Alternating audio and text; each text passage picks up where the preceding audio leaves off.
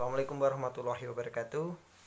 Kami dari kelompok 5 Marketing Syariah. Pada kesempatan yang berbahagia kali ini, kami ingin sedikit mengupas lebih jauh tentang apa itu perilaku bisnis yang dianjurkan dalam pemasaran syariah.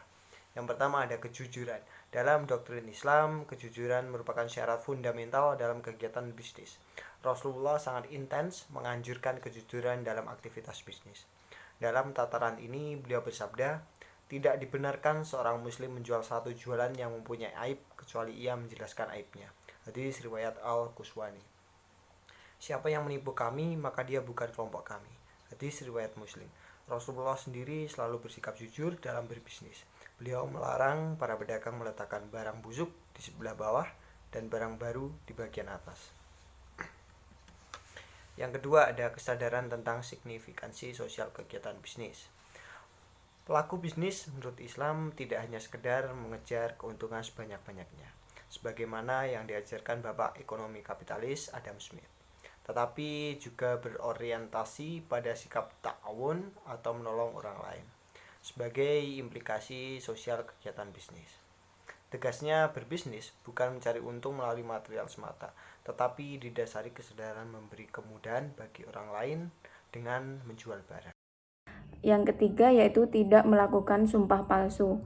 Nabi Muhammad SAW sangat intens dalam melarang para pelaku bisnis melakukan sumpah palsu dalam melakukan transaksi bisnis. Dalam sebuah hadis riwayat Bukhari, Nabi bersabda, dengan melakukan sumpah palsu, barang-barang memang terjual tetapi hasilnya tidak berkah. Dalam hadis riwayat Abu Dzar, Rasulullah SAW bersabda, mengancam dengan azab yang pedih bagi orang yang bersumpah palsu dalam bisnis, dan Allah tidak akan memperdulikannya nanti di hari kiamat. Hadis riwayat Muslim.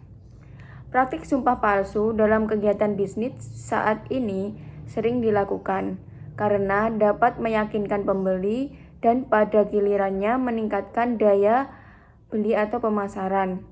Namun harus disadari bahwa meskipun keuntungan yang diperoleh berlimpah, tetapi hasilnya tidak akan berkah. Yang keempat ada ramah tamah. Seorang pelaku bisnis harus bersikap ramah dalam melakukan bisnis. Nabi Muhammad SAW mengatakan, Allah merahmati 123 orang yang ramah dan toleran dalam berbisnis. Hadis riwayat Bukhari dan Tirmizi.